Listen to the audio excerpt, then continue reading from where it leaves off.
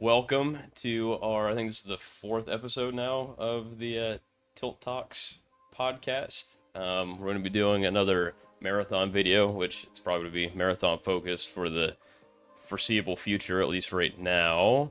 Um, Banana, Mr. HBB is back again on this one, so I'll let him do a little intro, and then we'll slide on over to Mr. Seto over here. So take it away, Mr. Banana. What is up, TV land? It's your boy HBB coming at you again. We here, we back, we live. Got my boy Total Tilt with me. Got my boy Seto with me. The fellas is back in town, baby. Let's get this marathon W going. We look forward to seeing you in the comments. Take it away, Seto. I'm not gonna do any of that crap. Since I was absent on the last podcast, the Black Seto typically play League of Legends, Apex Legends, but I dabble in all the other shooters. I am the resident team I'm already knocked player, so I can give a perspective from not the super sweat, just a little sweat. The micro sweat. Do you, because I kind of mentioned before that you were doing like some YouTube content and stuff like that. Are you going to be focusing more on, I know obviously you're going to be focusing more on your streaming and that here in the next coming months because you'll have more free time, but are you going to be pushing out, more stuff to YouTube, or what's that looking like? Yeah, once free time starts to exist again, after 22 years, I'll be able to create more content. YouTube, I don't want to just do VOD posts, so I'm gonna dabble in the editing realm. Takes a lot of time, but once you figure out what you're doing, it speeds up the process. So, yeah, it'll be a lot of new release gameplays with primarily focusing on Crimson Desert coming up here later this month. Ooh, yes, Crimson Desert. I'll actually probably end up checking that one out too. I think Banana, you're probably going to be picking that one up too, right? Yep. Sure. And don't let Seto fool you. He was just like featured were you on like the front page of Twitch doing like an interview for a submission of a video that you did, and then I think he also did something for Black History Month too. So he's doing stuff. He's just being modest right now. I don't. I dabble in the fame, so when I get there, I know what to do. That's how I look at it. There you go. All right, so we're gonna get into the nitty gritty of this stuff here, but obviously we had our third episode where we were talking about the server slam, our initial thoughts on that and how things were looking up to that point. So obviously, at this point, the marathon game has officially released on Thursday. We've been playing it pretty much every single day through today's Sunday. So we'll just follow up, I guess, initially on, where we're at post-launch, especially seeing the new map that we didn't get to play, which is Outpost, and then we'll have the cryo storage, right? Cryo archive. That's going to be coming out sometime mid-March along with Ranked. But at least from my perspective, I think Marathon's doing exactly what I expected it to do post-launch. Performance has been excellent. I actually figured out my issue with the the in-game comms. It was just switching stuff around in the audio settings, so that fixed that issue for me. There are still some glitches. I know they had, the currency and like silk duplication glitch that was there, I think, on day one. That's been fixed, so you can literally unlock all of the cosmetic stuff just by exiting the game and re-entering the game, and it would reset your silk to I think it was like 200 or something like that. Now I don't know if that was if you had only the deluxe edition because you got that awarded for the deluxe edition, or if it was doing it for the standard too. But I know anybody that had the deluxe edition, you literally could have just capped out all your stuff first day. And then we've seen some clips of people doing the thief grapple onto drones being able to fly the maximum distance with the drone before it gets dismissed. So you can do like some crazy, movement tech, kind of like Arc Raiders with the, was it the zip hook or whatever? And then you can also put claymores on top of drones and fly them into people, which is pretty crazy. Like it's actually kind of cool that you can do that, but those drones are a pain in the ass to shoot, as we discovered yesterday when I was getting all my shit stolen off my body. But yeah, I mean, everything so far, me personally, it's been doing what I expected. I was hoping that the Steam numbers were going to be a little bit higher, but they've been holding a pretty solid concurrent daily active user number and that. So, and then obviously it's crossplay with console, so we're not seeing those numbers. But the thing to note too is that the Steam reviews are very positive, with like, I think it's over 11,000 reviews, and the PlayStation Store, it's at like a 4.69 or something out of 5 stars. So the people who are playing and they're giving Marathon like an actual full shot, not just playing it for an hour or two and saying, "Oh, this game's garbage." It's actually being received well. So I'll send it over to Banana here, and what are your thoughts on that? I was trying to check out the Xbox Store page and see what that's like, but yeah, man, I'm gonna be honest with you. Marathon's been great. I have had a bit of issues with the crashing repeatedly, and the map bug is still there for when you die and get res. You don't really see positions and stuff. Nothing that's like game breaking, but in general, it's still a solid game. It's still doing its thing. Numbers are there on all sides of the spectrum, because if we think about it, PC players are not the players that will grasp onto a game and play it indefinitely forever. There's a lot of games that came out, so this game this game hit number one. What was it, number one of the top sellers? It went up super quick. So it's not that it's a bad game. Slay the Spire 2 is now up there because, of course, Slay the Spire 1 was a good game. It beat over Resident Evil and Arc Raiders. Crimson Desert is pushing its way up to the top. The Division 2 has climbed up. Super Battle Golf sold over 400,000 copies of the game, so that's in the top seller. So there are some things in there that's keeping it, that's giving it a run for its money in its competition. But as far as play style goes, if you look at all the other extraction shooters, Delta Force, ABI, even Tarkov, like those numbers are just not going to be there. But you got to understand that this game is also crossplay from PlayStation, Xbox, and PC. So while we may see low numbers on Steam, the actual numbers really going to come from other consoles and other things. So all in all, the game has been phenomenal. Gameplay is just amazing. Going into this weekend, it's been crazy. Played yesterday, learned a lot of new things with a lot of new maps coming out. It's just been a phenomenal experience. And like I said, I tip my hat off to the Bungie team because they succeeded my expectations, because I thought this was going to be a wash. I wasn't even planning on buying it, but like I have it now. We are in there for the money and the long haul. Cannot wait to see what we go for future. We already got a sick roadmap planned out. Tons of content. And I'm having more fun than I had in Arc Raiders because I've got new stuff and lots of things to look at. So, and I like getting beat up by PvE bots sometimes, because boy, they not only they punch you in the face and uppercut you, they will suck your soul and make sure you're dead. Hopefully your teammate can revive you. But that's been my experience so far. It's just an amazing gameplay. Really, again, shout out to the team at Bungie for pulling this one through, and I can't wait to see how they go with this. Hopefully they do their own thing, let this thing cook.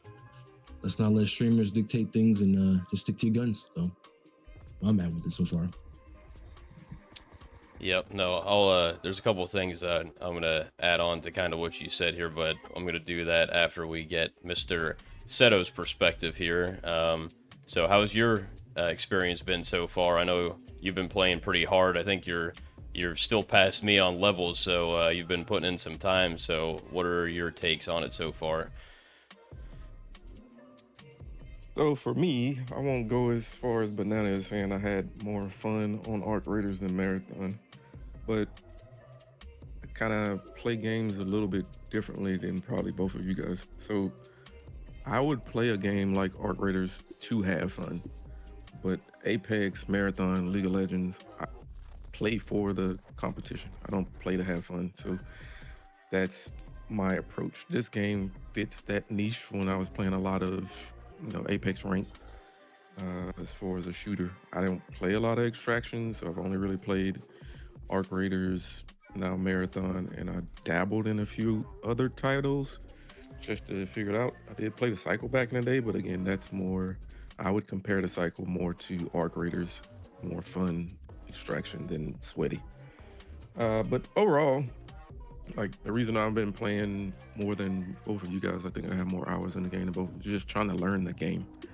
Like some of the buildings can be a bit confusing from a stability perspective and stuff. I've only had one crash, and I was able to load back in the game, so it wasn't an issue. But even after I loaded back into the game, I didn't have any audio, so it was a bit odd. But again, out of 30 hours, 32 hours, one crash, not that bad. Other than that, the new map, man, since we played in the Server Slam, the first two maps were super easy. You kind of knew where most stuff was. The quests can be a bit annoying to find sometimes, but I think I saw patch notes coming out, or the pre-patch notes, and they're gonna widen to where you can see the quest markers 20 meters instead of 10. Yep. That should make it a little bit easier.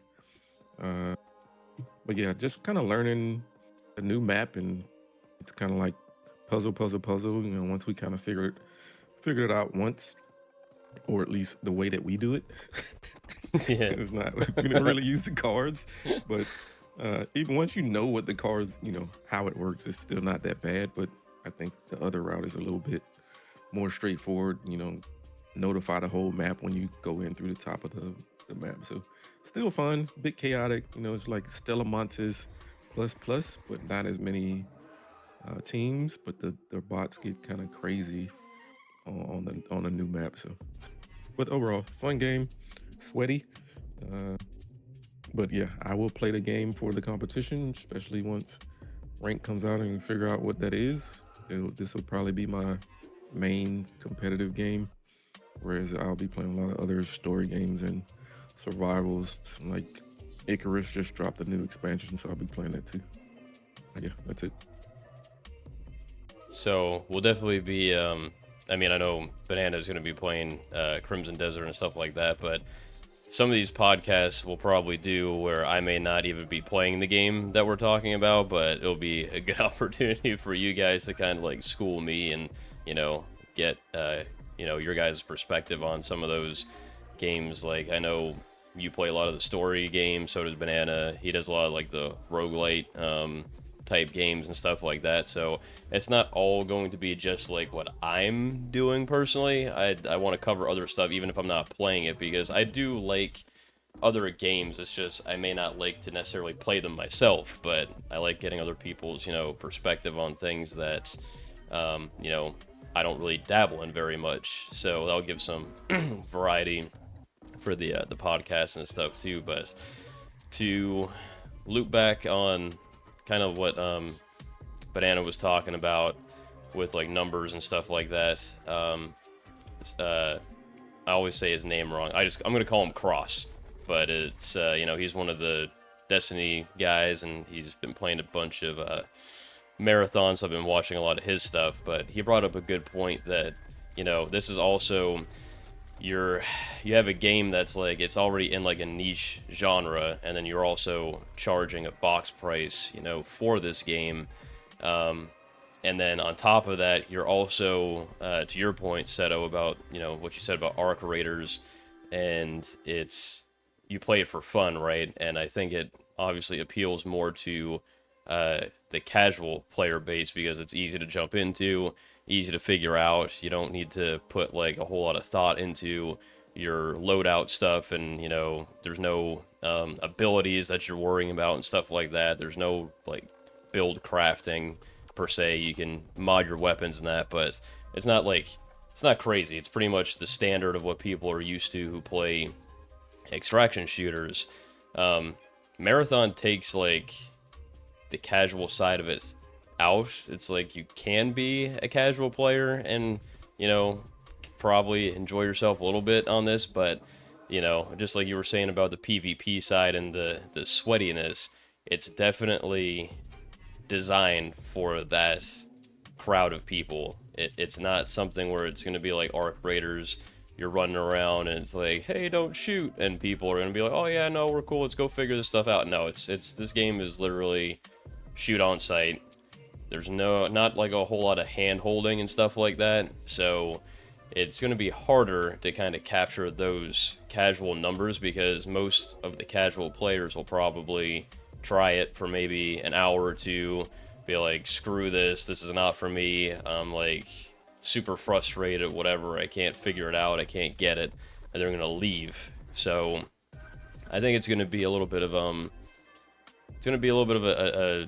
harder journey for them to try to really bump those like peak numbers up in that. But to Cross's point as well, it's also, Marathon's also a game that you enjoy it the more you play it, and the more that you figure out and become comfortable with the different shells, the build crafting, and, you know, even figuring out the puzzles and the contract locations and items that you need to level factions and all that. So it's one of those weird things where the more time invested, the more like enjoyment you actually build up over time from figuring all that stuff out and getting better at the game.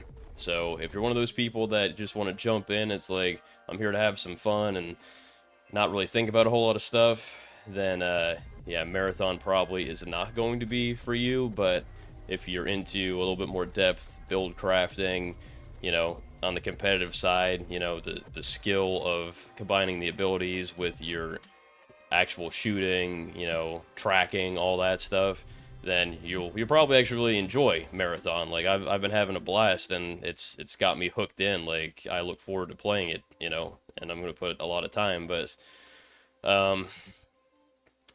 before I move on to the next topic, is there anything that either of you want to add on to any of that? Yeah, I would like to jump in on that one. Because like you were saying, what Cross was saying, it is a niche community and it is niche. But with the thing about Arc Raiders was successfully able to capture that casual audience, which was perfect, because my first initial thought was, oh man, these people and these console players are not ready for Gearfield, not ready to play attraction shooters. Kind of colored me surprised because they were ready for it. But if you think about it, like in the situation of where Marathon is coming from, I like the idea that it did and what it did, and people are missing that one point, that whereas Arc Raiders took the casual audience and brought them into extraction shooter, Marathon goes a little bit further than that, because as your experience and you've seen before, we've all played, just going back and playing ABI, when you get shot in the face, you're dead, you're gone, you're back to the lobby. There's no you went down and you can go get revived. You can go down in certain situations, you know, like you get shot in the leg or something stupid, you may go down and you can bleed out, but it's you're straight back to the lobby. You black screen back to Speranza with you. Whereas Arc Raiders put in that, oh, you can go down, you can get picked back up. Also, you have to think about the fact that Marathon took that step further, because it is a game of Destiny, where they're trying to bring the Destiny people over. And they're basically saying, hey, here you go. We got the casual aspect of it, but we also got the hardcore aspect of it, because if you actively go down or somebody finishes and executes you, if one of your teammates is alive, they can come back and revive you. So it does actively take the hardcore and the casual audience pretty well, I would say. And because of this right here, I can't wait to see the future of how other extraction shooters have done, because it seems like to me they did the World of Warcraft approach, and they took other games and they capitalized and made it a lot better. And it does give you more rewards once you learn how to maneuver and how to do things. Because to be honest with you, it's basically you play Destiny, you're basically playing the same thing as this, because Bungie and them really do have the shooting and the movement mechanics down to a T. And Destiny was always fun to shoot and move around the map. Yeah, I like the fact that they took other games and they combined it into here, and they went a step further with it. Because let's be real, once you die in ABI or Tarkov on Arc Raiders, you got to watch your team. As opposed to here, you may be able to get back in there if one of your teammates is alive. I think that's a pretty cool concept, because it does kind of hit you with the casuals. It does make it a little bit more casual friendly. And my thought process. Is there anything that you want to add, Seto? Nope, good to go. I will say too, because you had Seto mentioned like the disconnecting and coming back into the lobbies and that they do seem to have a fairly good system with if you disconnect, it allows you to reconnect, jump back in there. The audio thing obviously is an issue, so hopefully they get that figured out if people are having, if it's more of a widespread issue on that end, because obviously extraction shooters in general, you want to be able to hear what's going on, or else you're kind of in a bad spot there. But even before you load into the map, if a teammate disconnects or crashes, like we had it happen, I think, yesterday, where it comes up with an error screen and it's like, oh, one of your teammates like failed to load or something like that, and actually boots the entire team back to the lobby. So it's like, okay, well that's cool, because at least now you're all gonna be able to jump back in as a full team and get into a new lobby, as opposed to waiting for that person who was disconnected or whatever. So I thought that was pretty cool that they have some of those systems implemented there. And then obviously still the same with the hit detection, dedicated servers, higher tick rate. I've had zero issues with like my shots landing where they're supposed to be going. Like everything seems to be smooth on that end. So I'm really impressed with that. They are supposedly using this like new tech with the servers or whatever, to where it's supposed to kind of like auto sync and fix stuff if things aren't synced up correctly, which I have experienced a couple different times where, and you guys can let me know if you've seen this too, but I've literally seen AI bots, like they'll be in front of me and I'll be shooting them, and then all of a sudden they're like they just appear like somewhere else. I'm not talking about being invisible and moving or something. Like they just like get warped to a different location. And I've also had it to where I jumped off of a ledge on Dire Marsh, where you're doing the terminal contract in Complex, and there was a guy below me, and I landed on his head, and somehow it warped me back up onto the ledge, and the guy was in front of me hitting the terminal. So it was like this weird, like I don't know if it was out of sync or what happened, but it was really weird. So have you guys seen any of that, or seen anything circulating on the internet about like weird like sync corrections or anything? For me, the weirdest, I mean, I've seen something similar, but not, I don't necessarily know if it was like a cooldown. Like, how you get the announcement and then they drop more bots in. That's pretty understandable. But I've been like standing in a room, nobody in there. There was no major ship drop down of new bots, and then the bot just appeared right next to me.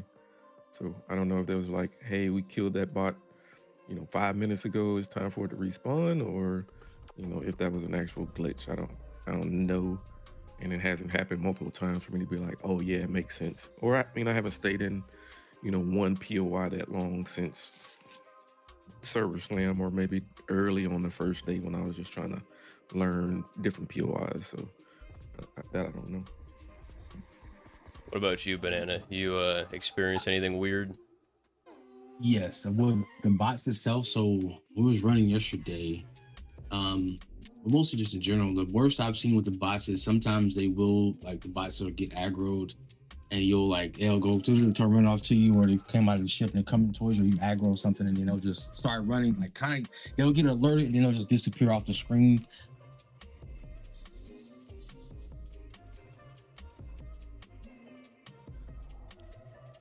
Did we lose you there? They're on the upper end. Oh, there. Okay. No, can you hear me? I'm sorry. Yeah, there we They're go. on the upper end. Sorry about that. They're on the upper end of the quest. So some of those quests start like spoiling the thing, but the bots started. They start coming. They start moving. So there's been situations where it's been like, okay, this may be glitched, or this may or maybe there's too many at one time. But that's just about as far as I've seen with the bots. I've seen them like disappear, reappear, but mostly I've seen them just disappear a couple of times. Like a lot of systems are trying to kick off at one point, but I don't think I've seen the landing on somebody's head then appearing in front of you. That's pretty funny though. That's pretty funny. That's about my experience with that, though.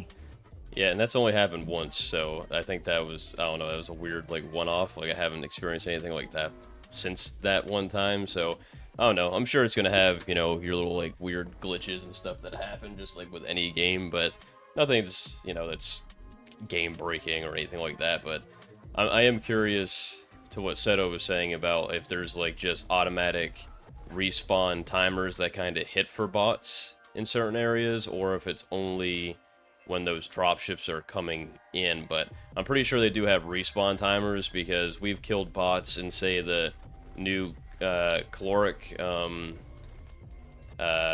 area on Dire Marsh or whatever, and on that dropship platform, I've seen 2 bots just randomly like appear back there. So I'm sure they probably have some kind of respawn timer for some of them, but I think the big like reinforcement ones is when they do like the announcement and the dropship comes in, because that's like, I think that's based off of the timer of the raid. Because I don't know, Seto, if you know about this part, but the longer you stay in the raid, the harder the AI get, and then the loot also gets kind of upgraded off of those reinforcements. So it's kind of like it's rewarding you for staying in the raid longer and fighting those harder things to get probably, I don't know, higher like key drop chances and, you know, better like weapons with attachments and stuff like that. So I know how that's set up, and I'm pretty sure they do have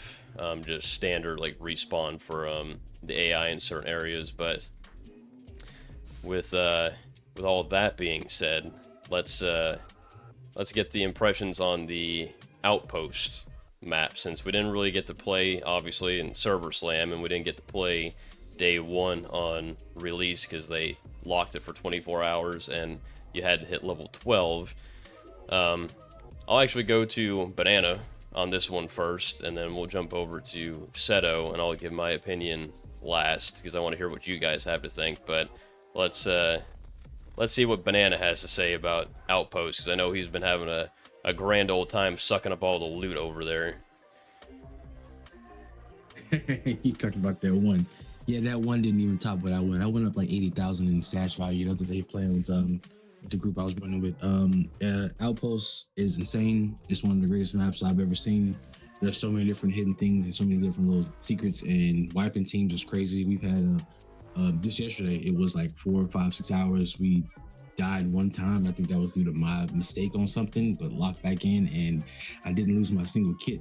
I didn't lose the kit, and purple backpacks, blue backpacks.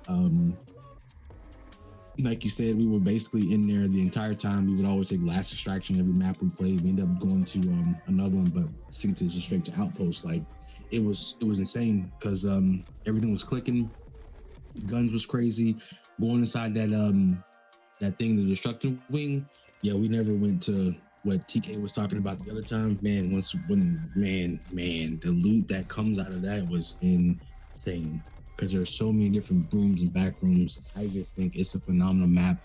I love the design. I love the way it is. It has me itching for more and cannot wait to see what they do. And on top of that and other things, and me and you, we figured out how to do the cargo thing. Oh man, that was amazing time. Just trying to like problem solve and put puzzles together and figure out how to get that rolling. And then we fought the boss in that room. And oh man, I don't know. I really love that map. That map reminded me of when Stella Montez came out for Arc Raiders, or when new maps come out for any of the extractor shooters. It's really good, but I really dig this one and the layout of it because it's a phenomenal map.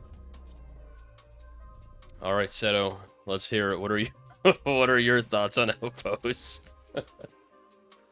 For me, Outpost, I mean, obviously people are gonna say it's fun, it's a cool map because it's the highest tier map. That's where you get all the best stuff. And I guess if you play some more the later raids on the other maps, you can get some decent stuff too. But as far as doing all the puzzles and all that stuff, yeah, that's fun, that's cool. But I think they do need to do some more I'm gonna say loot distribution, not necessarily the highest tier stuff, but just in some of the other buildings in the map. It's like, if you're doing a free kit or whatever, like there's no point of even going to those other buildings. And then I guess the whole storm thing is to keep you, inside doing the puzzles, but I think at best that should be like on a kind of rotating thing, kind of more like arc raiders have different weather systems or something, not just, oh, you can't go outside for 2 minutes, especially when you're dealing with, trying to extract, and it's already a limited amount of time anyway. So especially because when you get into one of the puzzle rooms and say you don't have the right key to extract inside, you got to go back outside. And if your timer is messed up, like you literally can't go and extract because the floor is lava, or whatever the fuck you're supposed to be.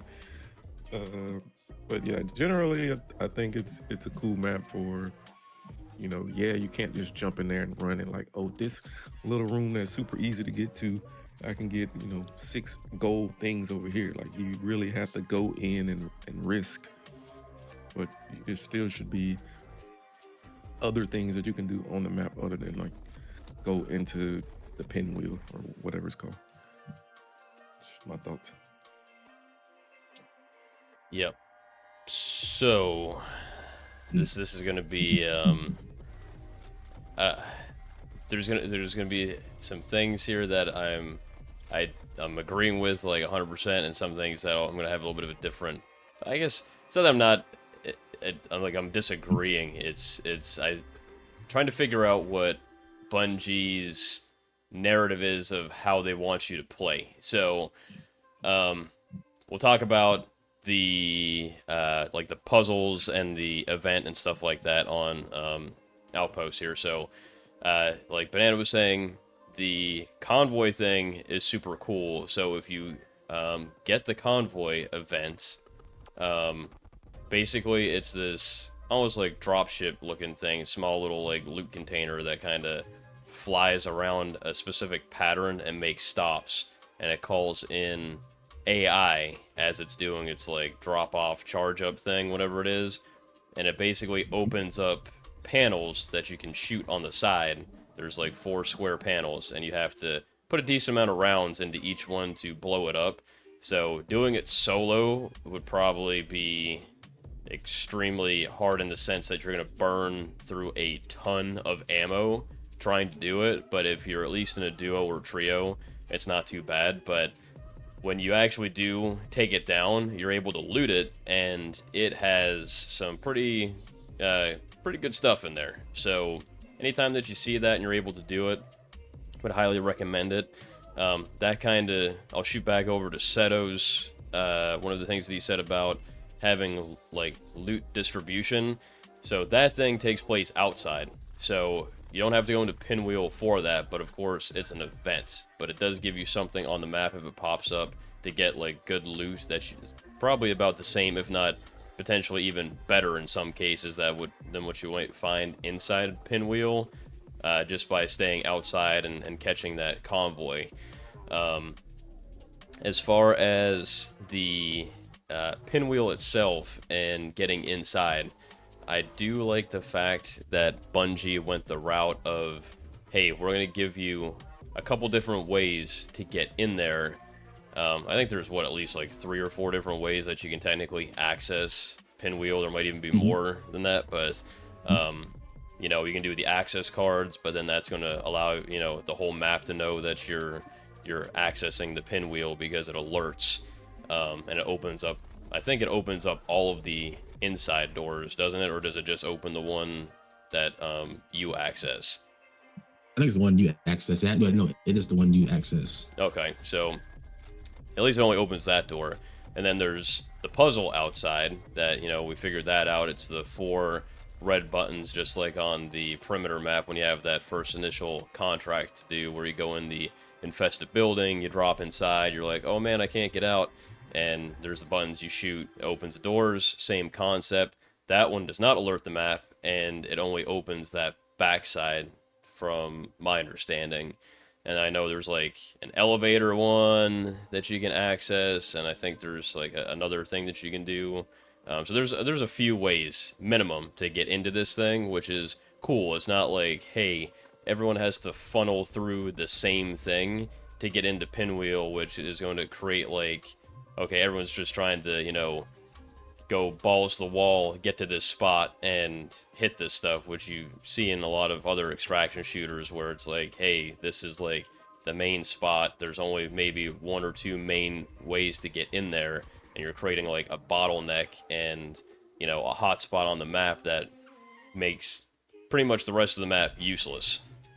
Now, to talk about what Seto was saying about the loot and kind of dispersing into the other buildings, I think, and I could be completely wrong on this side of it, but Bungie's really trying to play into like the narrative of like, hey, you're this, basically like low trash like, scavenger that they're basically using and abusing the factions, just to get what they're looking for, right? So you're basically like, go get this, go get that, whatever that may be. And I think they have it set up to where it's like the other parts of like the maps, even on like Perimeter and Dire Marsh, like you'll have Hauler that everybody goes to, or maybe like Complex or something. I think they have it to where there's going to be those areas that'll have like the better loot spawns, and then the outside of the map is really meant for like that scavenging.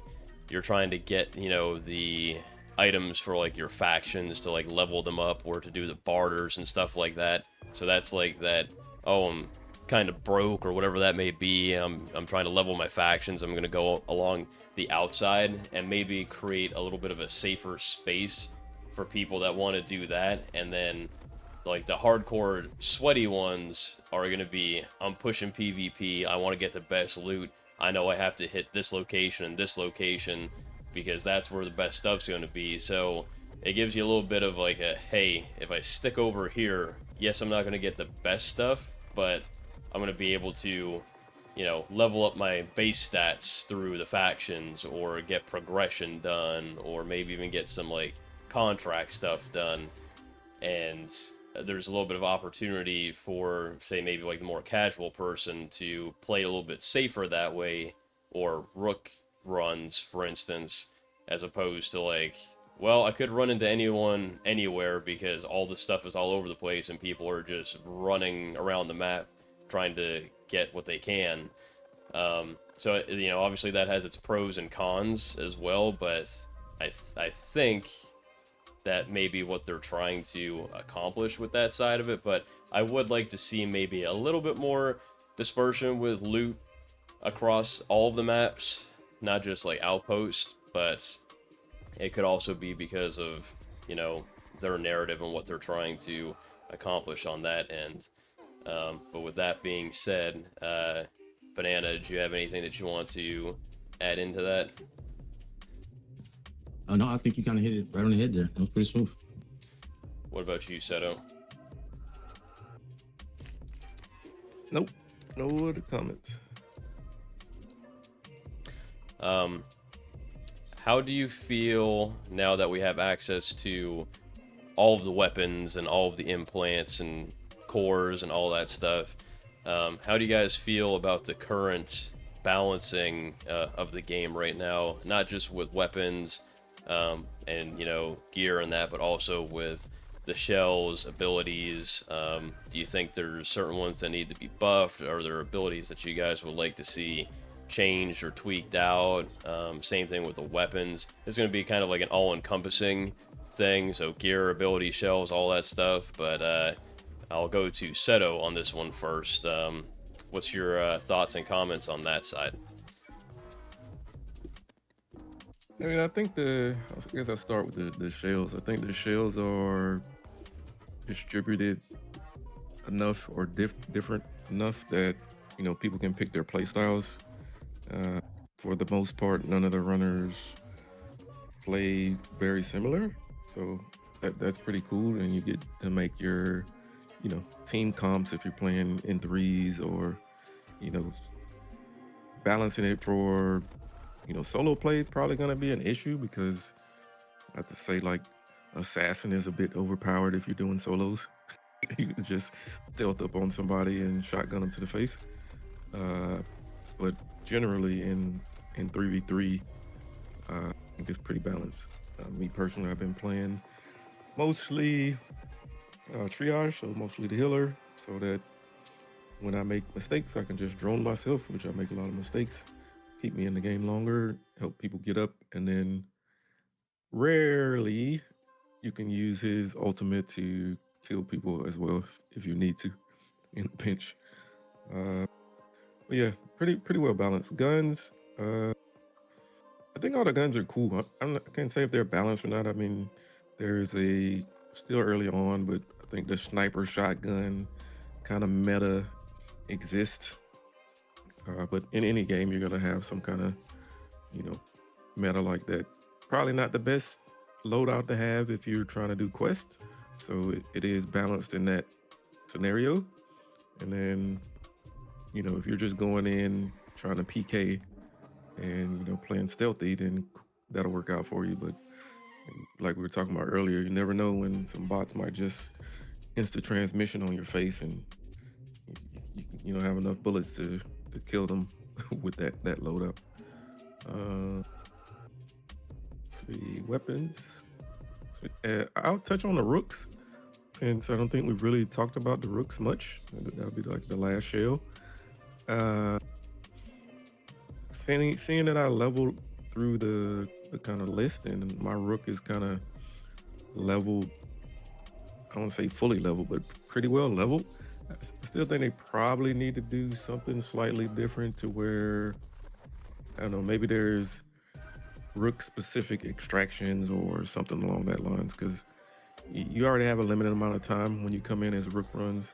And if you're, I think it's kind of cool that you can't see yourself on the map, but if you have at least a little bit of map knowledge, you can kind of figure out and then just use your pings to figure that out. But it's a kind of different mechanic. But getting into rook runs, obviously that's kind of easy, but getting out, I think I've done maybe 10 rook runs and I haven't got out once. So it may be a skill diff kind of thing, but I was just like, dude, if I finally get in and get some stuff, and I'm probably just trying to get some gun metal or whatever minor BS I need to finish my loadout. But just trying to get out is like either, teams, or if you don't use your pulse ability, at your blend in ability at the right time, you just get jumped by the bots too. So it's just like, damned if you do, damned if you don't kind of thing. But yeah, that's my kind of overall thoughts on that. I'll do my shameless plug. The rook video that I did.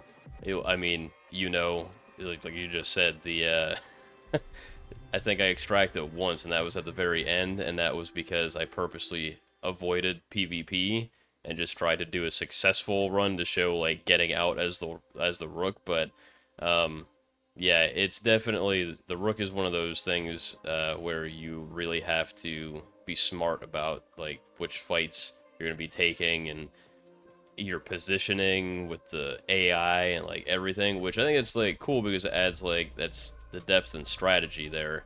And then also, you also kind of have to be on point with your aim and your movement and stuff like that, because you're in most cases you're going to be in probably best case a 1v2, but most times you're probably in like a 1v3 situation. So it's crazy playing as the rook, but it's also kind of fun and cool as well. So I'll talk about that a little bit more when I say my piece, but we'll shoot over to Banana and let me get your thoughts on the balancing right now there, good sir. I've shot the railgun. Not a huge fan of the charge. I do have the triple level charge shotgun, but I'm not spending 15,000 for it. My favorite gun so far is the HBR, the double tap rifle. It's like a precision, but it's like the Venator. It's a little bit better, I guess, or it's really just like Venator. It shoots 2 shots to 1. So it reminds me of it. So I really like that one. But my best rifle I've been using is the volley rifle. mixed with the shotgun. I do have a couple of the pump shotguns. He used that a couple times. PvE is pretty good. I don't know about it for PvP. We were having some issues trying to get it going. I'm kind of, I don't want to say I'm a mixed bag in it because I was a triage main, but now I'm a Vandal main. Grabbed a couple purple augments for her. Grabbed a couple purple augments and generals for your runner, and was looking at like kind of do a couple builds. Lost a full set, had to get another one again. Went back in there. It's very intriguing, and it's gonna be a while for some for things to come online, because once you start getting more augments and better abilities,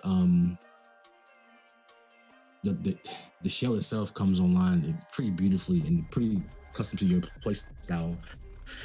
Everything is a reminiscent of Destiny 2 and Destiny 1. Literally, I mean, from the time you're looking at your gun customizations and your shell customizations, because the first thing you get on your gun is your the weapon mod slot that basically in smoke you overfill the ammo. Like all that stuff is just Destiny 2's gun perks and gun stuff. It comes straight out of that game. So like I said, like I was saying last time, they have a plethora of things to pull from and things to pull into the game. And once they start getting stuff in there like Firefly, like there's technically Fireflies in the game. Well, Firefly is in the game. That was a mod from Destiny where everybody wanted it for AoE, because if you headshot if you kill someone with a headshot, it blows up. The Outbreak Perfected was a burst rifle gun that couple headshots and it would spit out some nanites, but there's one in the game with precision headshots or precision shots on a target will spit out some nanites that will actively heal you for some of the damages. So there are a lot of Destiny-esque things in there, and knowing how deep that game goes and seeing how this game goes, I haven't really perfected the perfect this is how I want my character to be, how I want my build to be. It's more like I grab this, I see this, I'll smack the zone, try to check it out. But I have experienced one of the augments with the Vandal, so I call it the angel arm, like Bash of Trigun. It was the where you charge it up and you can actually use it to rocket jump off stuff and it doesn't damage you. And I was like, oh, this is pretty cool. End up losing that and trying it again. It's like, oh, that doesn't work because I don't have this augment. So I ended up blowing myself up a little bit, but I like it all. I still have a lot to kind of configure and play with on that aspect. I haven't really, I have like 7 of the capstones done, but I haven't actively played any Rook runs. Just haven't really been solo just yet, but I haven't really fooled with it. But Rook does seem cool with, getting more arguments and more upgrades for it. It seems like it could be a really cool concept of a character in general, especially for your solo runs. But as far as like just the balance and everything, I feel like it really just depends on what you put on, because you can take everything is to me, it seems like everything is viable. There are some things like the pump shotgun doesn't seem like it's the greatest thing in the world, which is good in my opinion, because shotguns are definitely overpowered in all games. But it's got to play with a little bit more to have a full fleshed out answer. But as far as I see, just depending on the augments you put on your weapons and your character, you can basically tailor a gun towards the way you want to play and how you want to do. Oh, the M77 assault rifle is also guide to your weapon too. At its base form, it's just a really good gun. I don't think you put a scope on it. It's a really good gun. Yeah, mostly just depends on your augmentations and stuff. And I really hope they keep pushing the augmentations and keep going with that, because it really opens up and it really does play a different role in a lot of things. Yeah, I think kind of like what you were just saying with the augmentation of that. So my take on the balancing is it's going to be really hard for them to evenly balance across the board, just because there's so many different things that you can do. There's so many different potential builds and combinations of cores and implants and all that fun stuff that you can put together that you're not really going to be able to balance things perfectly, right? And to be honest, I think that, you don't really want a perfect balance. You just don't want things to be insanely overpowered to where it's like people are only running this build or this weapon with these attachments because it's just so much better than anything else that you can use. Kind of, what Seto was saying right now, where there is a little bit of a meta with the maybe like precision rifles, DMRs, snipers, and shotguns. I'm kind of okay with like the sniper side of it because you have to be landing your shots. Um, the shotgun up close is just it's a demon. Like that thing will delete you out of existence so quick that it really doesn't give you much reaction time. But that's based off of white and green shields. I don't know how it fares against blue, purple, or if there's like a gold version shield. And then obviously, if they have anything in the game to reduce damage from, the shotgun rounds, ballistic rounds, the energy rounds. Not for like, I know they have it in for like the UESC, but I don't know if they have it coming from like runner damage or not. If they don't, I think they should, because that'd be kind of cool to give you some damage reduction. I know, obviously, leveling up the factions, you'll get upgrades to like your base, resistances for things. You can upgrade your heat capacity, recharge time, and stuff on that. So, they have that aspect in there. But as far as the balancing right now, kind of like what you were both saying, it's kind of hard to determine at this point because it's only been out for a few days, and they're probably going to need a solid at least a month or two to get a real feel as far as what's being used, what isn't, what needs to be, tweaked up, tweaked down, especially with like the abilities and stuff like that. I mean, from what I've played so far, I played a lot of Assassin.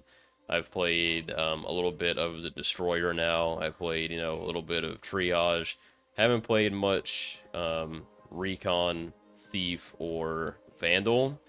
But from what the three that I have played, and obviously I did a little bit on Rook, but for the most part, I think everything ability-wise kind of serves its purpose. There's obviously certain shells that are more for like the combat side, for like instance Destroyer. He's there to provide shield for cover against both PvE and PvP.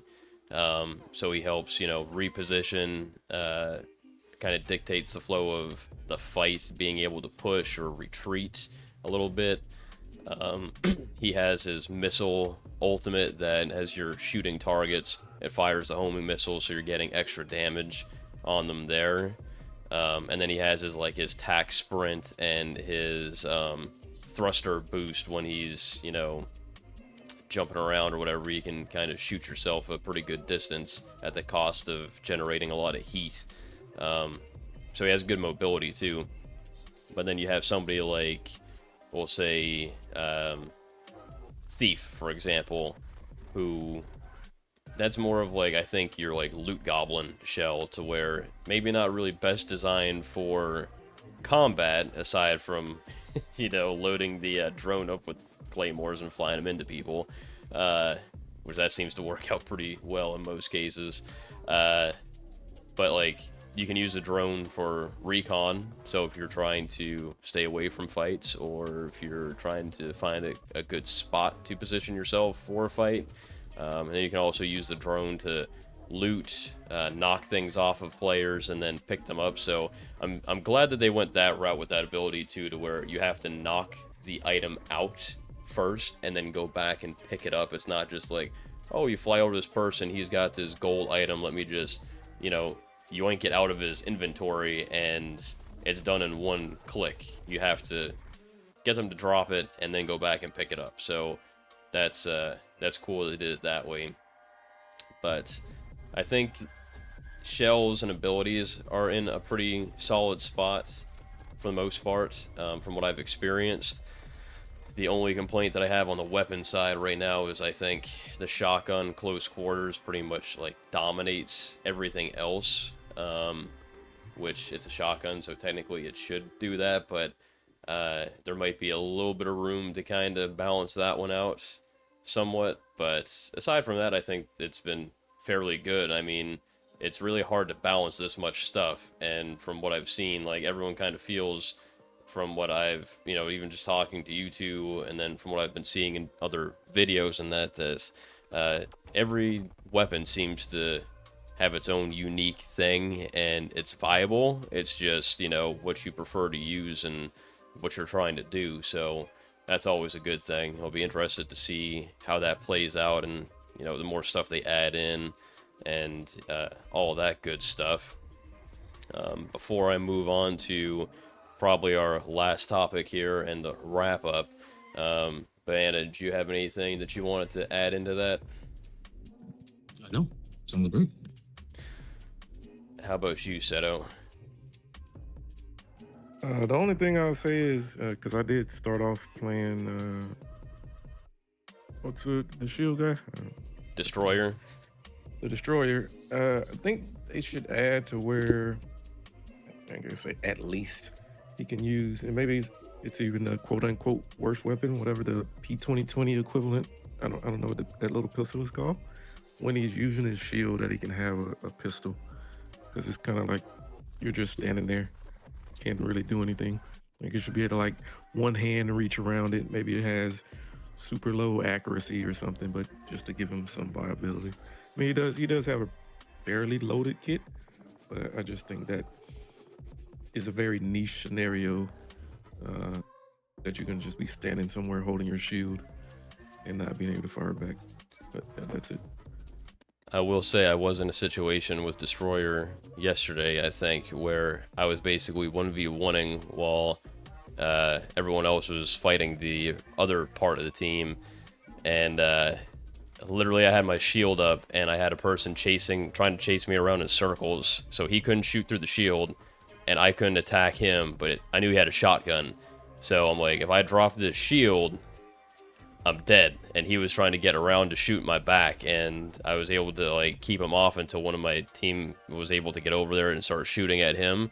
But it's like you're kind of like in a standoff, because you have a delay when that shield comes down to pull out your weapon and be able to shoot.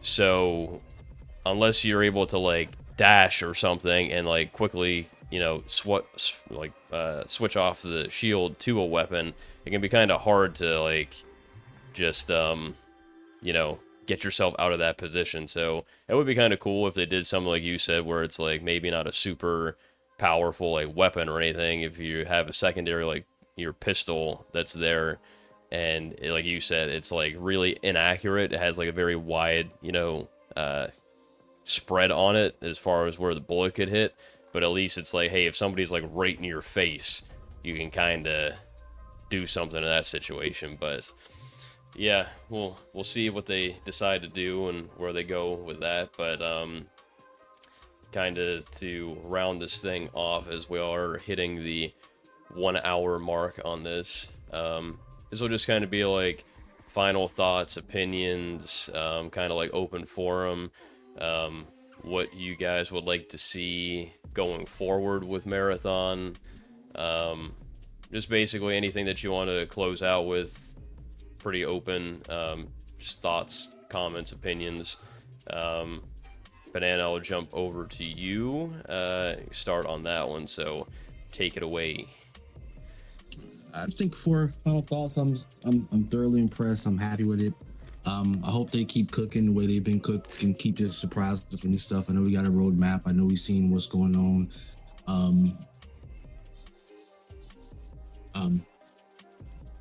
I really just can't wait. Like, I can't wait to see more runner shows. That's my thing right now. More runner shows, more weapons, some more maps. I can't wait for that new map that they got going on. Yeah, like that's really it. I'm just thoroughly excited. And I guess I'm in that honeymoon phase where everything's just super cool.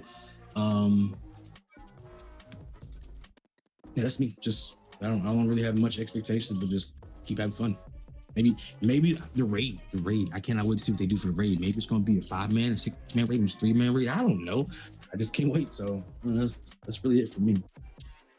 So let them do their thing, because I don't really have much complaint, because like I said, I've been surprised about this, and there are some things that needs to be worked out, and I can't wait to see what they cook with the update patch they got coming out this week, and go forward from there. All right, Seto, what you got, my friend? For me, just looking forward to seeing what rank is. I know like there was some rumors on what you had to do, you know, some minimum loot or build requirement to get in the rank, etc., etc. But and I also think when rank launches, that'll also open the door to more casuals to be able to play the base game. So once all the sweats get into the rank grind, that'll free up at minimum, you know, perimeter and maybe dire marsh to a lesser degree for people to be able to jump in and not just get torn by Shroud and whoever else he's playing with for the day. Like Banana said, I look forward to the next kind of batch of runner shells. I like triage, but there's still, you know, something missing to be like, yeah, that's my main. I'm kind of like, he's my main because I'm not good at managing my resources, as opposed to he's my main because I really, really like his kit. So just trying to find that one runner that, you know, I'm really like, yep, this is the person that I want. Every time they have a skin, I'm buying it, etc., that kind of stuff. But kind of slight complaints, and I think they're addressing it in the patch next week. But it's like the amount of heals and ammo on the ground, or you know, in runs, I guess. Because if you jump in and you fight early, whether you have a lot of stuff or not, if it's a, you know, slightly extended fight, you're not gonna have enough resources to defend yourself from a third party or, you know, a swarm of bots. So, but I think they're already addressing that. So we'll see next week. Yep, that's probably what I'm gonna talk about a little bit on my closing thoughts and comments here, is the patch that's coming up, and kind of like the solo balancing aspect a little bit. So obviously, like we already talked about, the patch is supposedly addressing some of the contract issues with where's this thing at? Why can't I find it? I'm running around this building, and I've been through this building 5 times now, and I haven't seen the indicator for where this thing's supposed to be at. Now, obviously, it's 10 times better than, say, like Escape from Tarkov's, you know, tasks and that, to where it's like they don't even give you an indicator. I don't think they changed anything on that, but you'd have to find a piece of paper that was hidden behind, you know, a couch in a container. It's like you'd never know, like, that thing was there. Like, I don't even know how people found half the stuff in Escape from Tarkov, to be honest, but they're addressing that, so they're increasing the range of where that thing is going to ping, so you have a better idea. And I think that'll solve a lot of problems. As long as they give it a little bit more range, I don't think it's too bad, because the description is pretty accurate as far as, like, you need to go to the southeastern part of this building, or in the north part, so they have that down. It's just the indicator once you get in there, because there are a lot of things that you can look at on the ground and in the environment that looks like it could be lootable, or that it might be important, but you can't do anything with it, so that can get a little bit confusing. So that'll be good. The ammo and healing items, definitely being able to find more of that stuff in the environment will be nice, because like I said, if you're trying to play solo especially, and you're going through and killing some of these harder AI, or even doing that, like that convoy thing on Outpost, like, you'd have to bring in so much ammo. Like, I'm talking about, you probably have to go through like damn near like 3 of those base level ammo crates to complete that thing on your own, because it takes so many rounds to blow up just one of those squares. So them buffing that, I think, is going to be good. And they can always make incremental buffs and changes, so I don't have to go crazy, but try something, see if it needs to be lowered or increased, and then just go from there. You know, just don't make any kind of weird, crazy, drastic changes that's going to swing things too far one way or the other. I think as long as they take that approach too, the balancing in general, that you won't get any crazy, outliers as far as like, oh man, well now they buffed this person's ability so much that like everyone's running that shell or whatever. So hopefully they, don't do anything too drastic on that side. The solo experience is something that's going to be hard when it comes to, like with this raid and stuff like that. I know you get the 20% faction gain just like Rook does when you're playing solo, which is nice, but I'm curious to see how they're going to make it accessible to people who don't want to necessarily do like the random squad fill, because that can be a really bad experience, just, depending on who you get. And then, if they don't have friends to play with, and you're not like in a Discord or something where you're just able to meet random people, or you don't want to play with random people, or you're just one of those people that likes to do the whole solo experience, it's going to be hard, because like, how do you balance around trios and a solo experience when it comes to raid mechanics, AI difficulty, and all that stuff? And I think they are entertaining adding a duo mode, because I know a lot of people have been requesting duo fills as well, which I think they should also add that. That'd be great. But it's going to be rough, because how do you like balance all that stuff out? I think they're probably going to go for the squad balancing as opposed to the solo balance, but it's going to be really rough for people who are primarily playing solo, so we'll have to see how that plays out. But overall, very positive on the Marathon experience so far. I think they have a really solid base. I think the game is extremely fun. It's got a lot of depth. Yes, it's kind of more of like the sweaty competitive game, but as Seto had mentioned, it's probably going to open up a little bit more once Ranked comes out, because you'll have like the real ultra sweats and stuff going more for that, because it's for the, clout, prestige, cosmetics, and all that, saying that you were, number one or whatever. So that will probably help balance it out.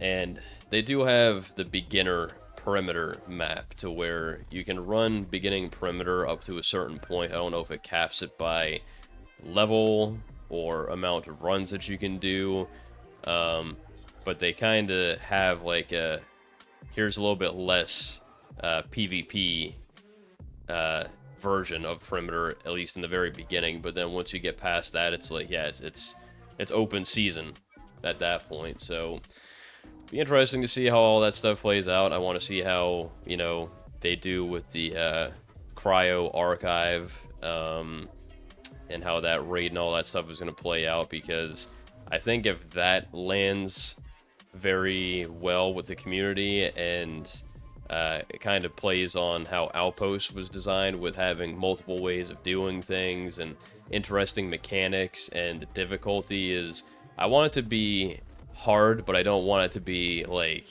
oh my god, I have to do like crazy, calculations on how to figure this thing out and get through it. I think if there's a good balance there on that, then I think that's really going to determine how people feel going forward, because obviously if raids are going to be a big part of it, like an end game type thing, you don't want them to screw up the first one that's released and people are like, oh my god, this is terrible. Like, hopefully, they nail it on that first go. But Bungie, I think, from Destiny and Destiny 2, that's the one thing, the gunplay and the raids for the most part were generally well received in most cases.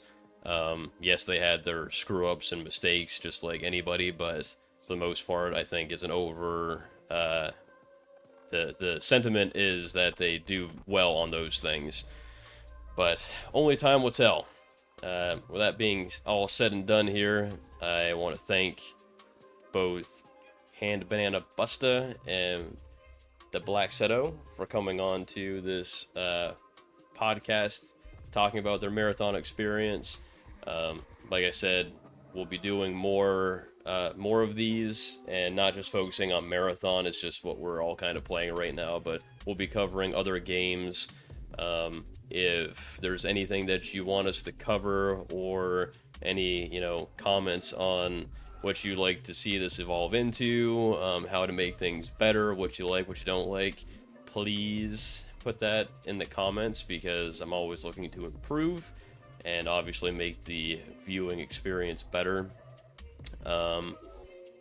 Probably going to keep the length about the same, about an hour to an hour and a half, depending on what we're covering and going through. But yeah, we'll have more of these coming in the future, so make sure you do hit that like and subscribe button if you enjoyed the video, as that does help out with the algorithm.